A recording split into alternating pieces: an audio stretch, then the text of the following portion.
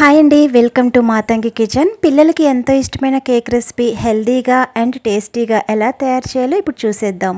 ఈ cake recipe నేను చెప్తున్నానని కాదండి, చాలా అంటే చాలా బాగుంటుంది. మీరు జస్ట్ ట్రై చేయాల్సింది అంతే, అంత బాగుంటుంది.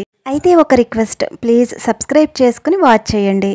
ముందుగా చిన్న బౌల్లోకి అరకప్పు డేట్స్ని గింజలు తీసివేసుకోండి. దీనిలోకి అరకప్పు వరకు వేడి వేడి పాలను వేసి 10 నిమిషాలు చక్కగా నానబెట్టండి. 10 నిమిషాల తర్వాత దీనిని ఒక మిక్సీ జార్లో వేసుకుని అసలు ముక్కలేమీ లేకుండా మెత్తగా బ్లెండ్ చేసుకోండి. దీనిలోనే ఒక మీడియం సైజ్ బనానాను కూడా ముక్కలుగా కట్ చేసి వేసి రెండు కూడా బాగా మెత్తగా అయ్యేటట్టు మిక్సీ పట్టుకోవాలి. ఇలా మిక్సీ చేసేటప్పుడు అస్సలు వాటర్ యాడ్ చేయకండి.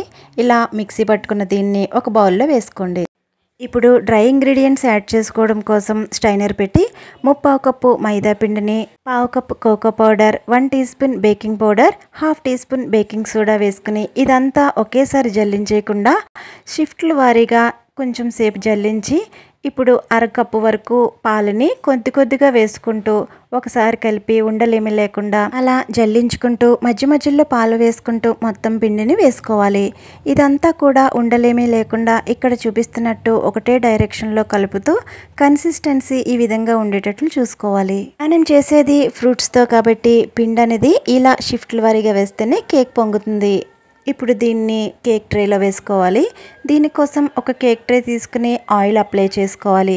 తర్వాత కేక్ ట్రేకి సరిపడా బటర్ పేపర్ వేసుకుని ఆ బటర్ పేపర్కి కూడా కొంచెం ఆయిల్ అప్లై చేసుకున్న తర్వాత మనం సిద్ధం చేసుకున్న కేక్ బ్యాటర్ మొత్తం వేసుకోవాలి. ఇప్పుడు పైన గార్నిషింగ్ కోసం నేను ఇక్కడ ట్రూటీ ఫ్రూటీతో పాటు కేక్ రిలేటెడ్ స్ప్రింకిల్స్ కూడా యాడ్ చేస్తున్నాను. మీకు నచ్చినట్టు గార్నిష్ చేసుకోవచ్చు.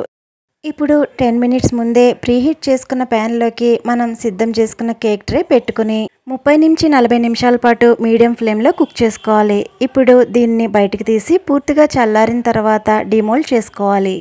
చూడండి కేక్ అనేది ఎంత చక్కగా వచ్చిందో. మనం ఇందులో యాడ్ చేసిన డేట్స్ అండ్ బనానా రెండిట్లో కూడా స్వీట్నెస్ ఉంటుంది కాబట్టి నేను ఎక్స్ట్రాగా షుగర్ అనేది యాడ్ చేయలేదు. మీకు నచ్చితే యాడ్ చేసుకోవచ్చు. ఇలా పీసెస్ కింద కట్ చేసుకుని మీ పిల్లలకి అలాగే రిలేటివ్స్కి కూడా సర్వ్ చేస్తే చాలా చాలా ఇష్టపడతారు. అంత టేస్టీగా ఉంటుంది. మరి ట్రై చేస్తారు కదా, లైక్ చేయడం మర్చిపోవద్దు. మరో మంచి వీడియోలో మళ్ళీ కలుద్దాం.